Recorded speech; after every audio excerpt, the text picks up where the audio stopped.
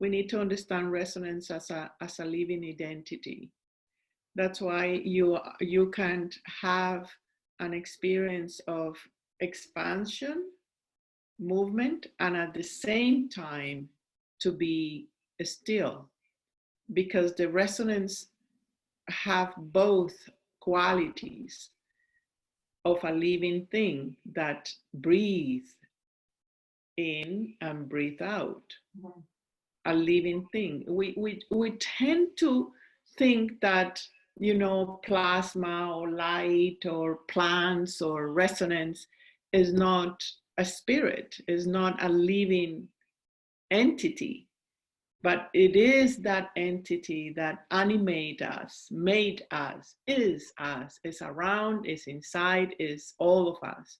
So when we see everything as a living thing, the rocks, the plants, the tangible things, and the intangible things, we are able to merge this polarity of death and life, movement and action, stillness and movement, depth and height, right and left. All these get united because we are perceiving or integrating resonance as a living thing.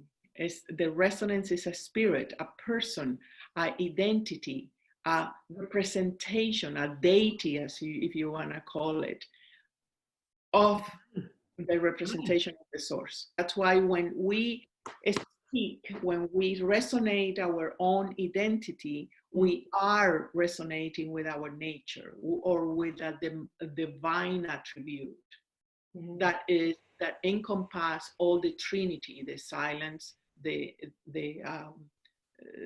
movement, and you, what you're gonna do with you. So it's in that Trinity of way of thinking that there is movement, there is action, and there is me. The me that decide if I want to move it or I want to rest it. But it's all intrinsically happening as an identity that we accept to incarnate, to relate, to link. Right? So, and within that, then we can find all these expressions that you are sharing the different elements or dresses, if I can put it that way, of the living entity, which is resonance. This makes sense? Yes. Jacotte, would you like to offer a comment on that? Well, I agree with Berdhanya. I agree with we are in a common circle of understanding and consciousness, but we are looking at it from different point of view. Yes. And so that's what's interesting. Yes. Because we can. It's great that we mix our different views and that it expands each of us. Can you talk a little bit more about, now that you're more integrated into that state, can you talk a little bit more about the state that you're in when you create?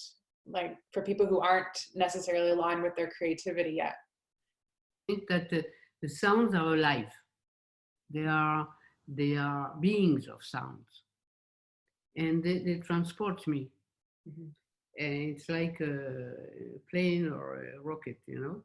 And but then I play with them, and I don't know what's going to be, how the sound is going to be, and that's what I like is to be in the unknown, where I don't know how it's coming. So it's let go. Yeah. Let go. Innocent. Let go. No thinking, nothing. No aim. No aim, not just the beingness in the moment, because it's out of time. I think it is in this time, no time that the transformation happens, because we are no longer in a linear story. Yes. And then we escape the linear, because the known is too much known. Yes. Yes, Matthew, do you want to give a comment? About the known being already known? She said that the known is too much known. Well, the unknown is not knowable. So Yeah, it's experienceable. It's an it's experience. experienceable. Exactly. Like when we or I work with someone, it's all about the resonance. I have them go in deeply through breath and resonate out a sound, a tone, and then we will match that tone, and then we have them. We have them, and we're able to craft them. We're able to bring that tone, thereby bringing them to a different place, a higher place. And it's like you are when you're playing your organ, you know, you don't know what you're going to play, but it's a very particular note you're going to play. It can't be anything other than that note. It's a very, very precise art. Very, very precise. Same with making the tones, because each one is opening up a new dimension, a new pathway on which to travel. And it's definitely not knowing. It's going through the unknown, through the void. And when we do that, we're opening new space. Funny, we have a bird, the parrot. I don't know if you heard the parrot. Whenever we open the space, the parrot goes crazy. The parrot feels something, you know. It's an African gray parrot, and it starts to scream. It's just because it senses something. It senses that we've gone through the threshold into a different world, and it's through the sound, the drum, the tone. There's a very, very particular resonance. It's never really the same. No, never. No. No, the territory is often very familiar to people. They remember something. They remember it's something very primal. It's very primal. Often they say it's like coming home. Yeah, but that's what I hear. It's coming home, of course. The time that I like to be in this unknown, I don't know what's going to happen in the next second. At the same time, I know I obey a law, a mathematical structure that I cannot do different. Yeah, it has to be exactly what it has to be. Yeah. And you don't know but you don't know what it has to be. No. Yeah, exactly. You're walking in the unknown. Exactly. You're walking blind, at least initially. I thank you because you made me reconnect with that aspect. Is obedience to Obedience, yeah. Obedience, yeah. Yes. What I like about both comments, the Jacotte and Matthew comment, is that you guys are describing the way of being of the new human, where when the consciousness achieves certain state of maturity, you start taking this process as natural because it's natural. The resonance of your essence make your body or your form or your expression obedient. It's always trying to make you to obey. It's always trying to tell you to listen. And that obedience becomes your passion. becomes your fulfillment. And in that, not insisting, as Jacob said, not insisting in any outcome, and doing it over and over and over, you learn. You learn about your own resonance. You learn about the cosmic creation that we call unknown. But as we know, the unknown is life itself. But the way to tune in, the passport, is very simple. Is not, we put the example of the shamanic journey or the creation of art, but we can apply that in our daily life as we connect with our own voice, our own resonance, and obey that every single moment, and take that as a passion, not only as a, oh yeah, I need to do that and I will do it 3 years from here. Is you act on it and you have no outcome. It's not your business what it will come out of that expression or what it will be for. And you keep doing it, because in that way you animate the resonance, and in that moment, poof, you are in the dimension of the next step of evolution, which is that, imagine if everybody has that same obedience in their own field, in their own life. That is precisely the opening to the synchronicities, to be symbiotic beings, to be feeding from each other, not from power, but from exchange of information. So it's in that way that we need to envision that that is the platform that proves over and over to the ones that have some kind of vision, some kind of mysticism, some kind of fulfillment, some kind of service. We all agree on the same thing.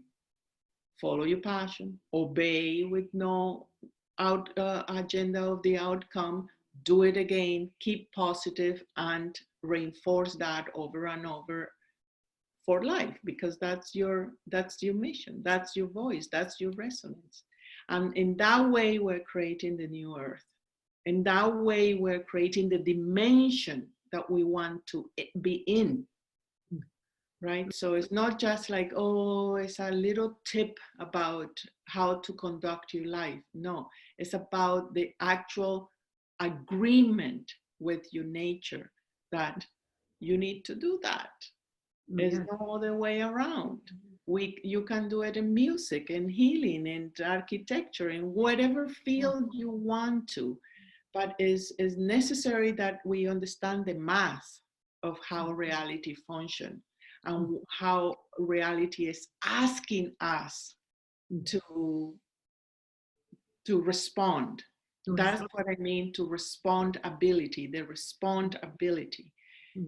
It's not about duty, it's about responding to this formula, to this mechanics that Jacob and Matthew are describing very clearly. That's where we are the more happier, the more fulfilled. So resonance wants us to obey. So it's not only alive, but it only wants to possess us. It wants to possess us. It wants to embody us. It wants to use our own resonance to make something that we can see how big we are, how fulfilling we can be, how expansive we're meant to be. Yeah, I like very much your vision, and I agree very much. We're just running out of time now, so I'd like to give everyone an opportunity to do one final comment. Can we start with Matthew, and then we'll go to Jacotte, and then Berdhanya. Really enjoyed it, and thank you very much for participating and agreeing to talk with us about your wonderful music. I don't want to call it music because I know it is. I'm very touched by your, and I'm still very touched. by your offer for this session, and it's very important for me. So I thank you from my heart and my soul, and I love you. Oh, we love you too. Thank you so much. We had a party last night, and everyone was talking about their experiences in the music and how powerful it was. So thank you so much I know we didn't talk about some of the other healing aspects that your music offers, but as seekers and as people who are really committed to mysticism, it was everybody thought it was a really beautiful and powerful frequency to share. So thank you. Well, it's another music you create. Yes. Yes. Berdhanya, would you like to give a final comment? I think that this kind of linking and meeting among the community and with remarkable people strengthens the world that we want to live in. So they are not just informative among ourselves and find points of agreement, but also to know that by this moment we are energizing something bigger than ourselves, and that you are co-creating in that, and that you have a place in creation that is calling for this kind of new linking, where people with the same frequency start to share and co-create the reality we want to live on. I thank you everyone for participating, being with us, accepting our invitation to join Jacotte and that. Of course, Jacotte, much, much more love to you and appreciation, and we enjoy so much your presence, your resonance, your work, your presence, everything. So yes, really we appreciate the co-creation of this moment, and thank you, Ria, for putting this together. And I'll just say, so I have a lot of people who are emailing me wanting to get Jacotte's music here in North America. So just, so it's available through her website, multidimensionalmusic.com, as well as on iTunes. Is that correct, Jacotte?